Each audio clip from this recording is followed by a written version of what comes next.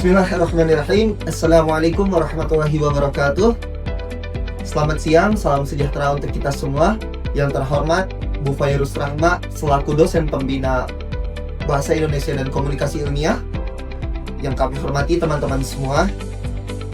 Baiklah, izinkan kami memperkenalkan diri kami sebelumnya. Sebelumnya, nama saya Muhammad Thauhir Ramadan bersama rekan saya Muhammad Zaki Fatur Rahman akan membahas sebuah kajian literatur. Kajian literatur tentang apa? Kajian literatur aplikasi dan teknologi digital untuk mendukung kesehatan keselamatan lansia. Sebelumnya, kenapa sih kita membuat kajian literatur tentang tema ini?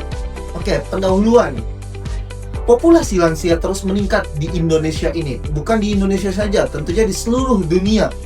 Lalu, ketika populasi lansia terus meningkat, kebutuhan layanan kesehatan justru akan semakin besar.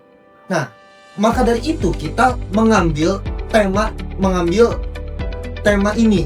Selanjutnya, ada mobile health membantu meningkatkan kemandirian lansia.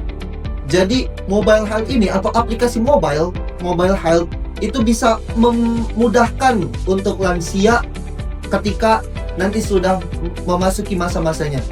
Selanjutnya ada lansia masih mengalami hambatan dalam menggunakan teknologi. Seperti yang kita tahu, lansia ini kemungkinan akan susah menggunakan teknologi. Karena apa? Karena zaman kita tentunya berbeda antara milenial, Gen Z, dan lainnya. Jadi kita fokusnya adalah untuk memudahkan lansia untuk menggunakan aplikasi mobile.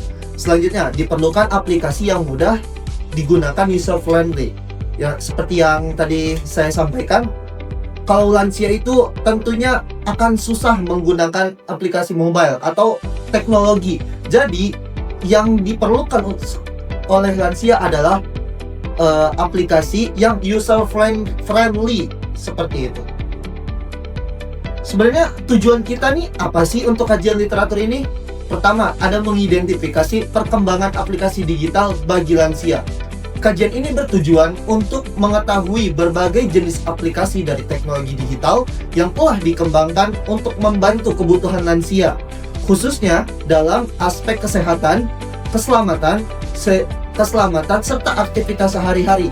Untuk memaintenance para lansia ini, tentu kita membutuhkan aplikasi atau membutuhkan teknologi yang bisa digunakan oleh lansia. Terus yang kedua ada menganalisis manfaat teknologi e-health.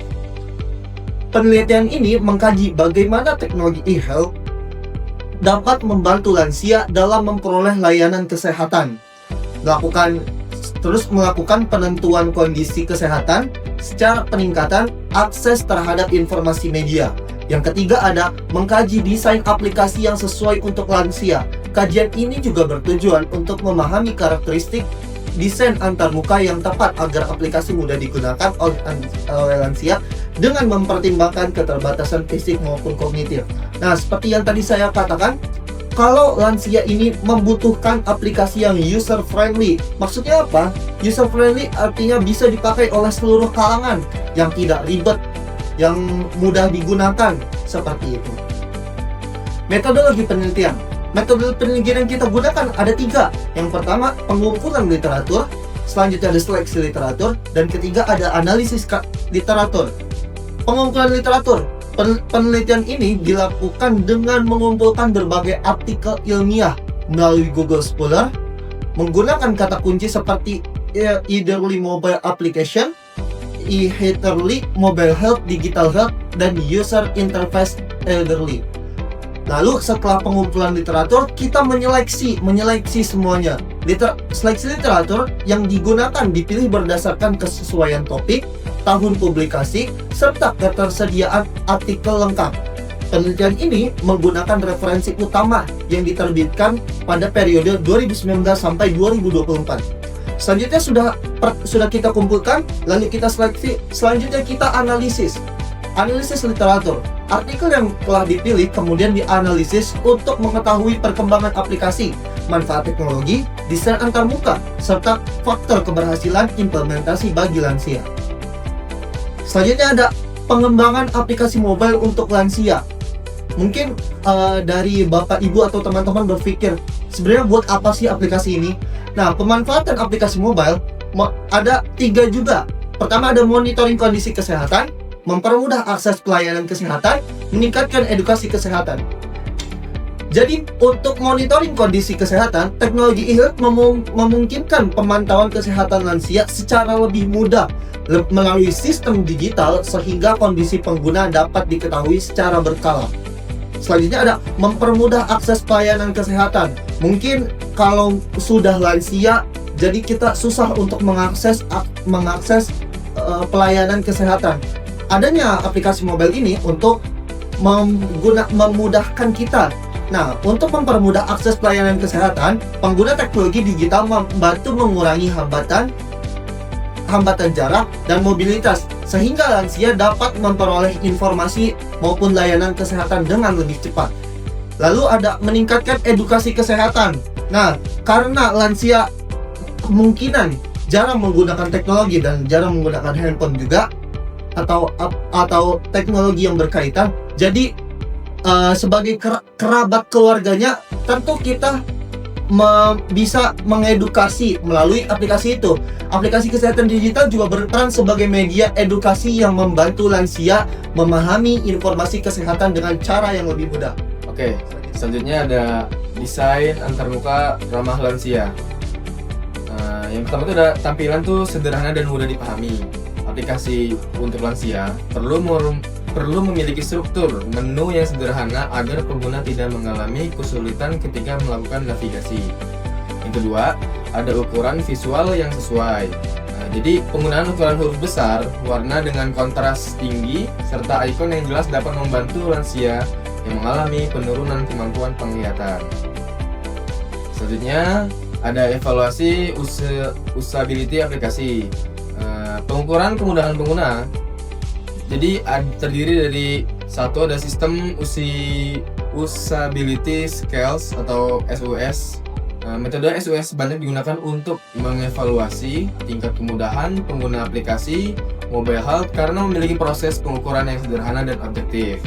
Yang kedua, ada faktor kemampuan pengguna. Keberhasilan pengguna aplikasi tidak hanya dipengaruhi oleh sistem, tetapi juga kemampuan lansia dalam memahami teknologi digital. Yang ketiga ada dukungan sosial. Jadi dukungan keluarga dan tenaga kesehatan menjadi faktor penting agar lansia dapat menggunakan aplikasi secara optimal dalam kehidupan sehari-hari. Jadi lalu selanjutnya ada kesimpulan. Jadi kami membuat kesimpulan kajian yaitu berupa ada satu, teknologi digital membantu kualitas hidup lansia. Jadi aplikasi mobile dan teknologi health itu memiliki potensi besar dalam membantu kesehatan, keselamatan, serta kemandirian lansia. Yang kedua, ada aplikasi menjadi faktor utama. Keberhasilan aplikasi tidak hanya bergantung pada fitur, tetapi juga pada kemudahan pengguna melalui desain antarmuka yang sesuai bagi lansia. Karena lansia itu mungkin sulit dalam menggunakan aplikasi karena pengguna antarmukanya terlalu sulit. Selanjutnya ada 3, ada implementasi membutuhkan dukungan. Penerapan teknologi digital membutuhkan peningkatan literasi digital serta dukungan keluarga dan tenaga kesehatan agar dapat berjalan efektif. Lalu ada rekomendasi. Yang pertama itu ada mengembangkan aplikasi yang inklusif. Jadi pengembang itu perlu membuat aplikasi yang dapat digunakan oleh berbagai kondisi lansia dengan memperhatikan keterbatasan fisik maupun kognitif. Yang kedua, ada menerapkan desain yang mudah digunakan. Jadi penggunaan tampil sederhana, navigasi jelas, dan fitur yang relevan untuk menjadi prioritas dalam pengembangan aplikasi. Yang ketiga, ada melakukan evaluasi secara berkala. Jadi pengujian usability itu perlu dilakukan secara rutin agar aplikasi tetap sesuai dengan kebutuhan dan pengalaman pengguna lansia. Oke, mungkin cukup sekian presentasi dari kelompok kami. Kurang lebihnya mohon maaf apabila ada salah kata maupun kekurangan dalam slide atau penjelasan yang kami jelaskan. Kurang lebihnya mohon maaf. Wassalamualaikum warahmatullahi wabarakatuh.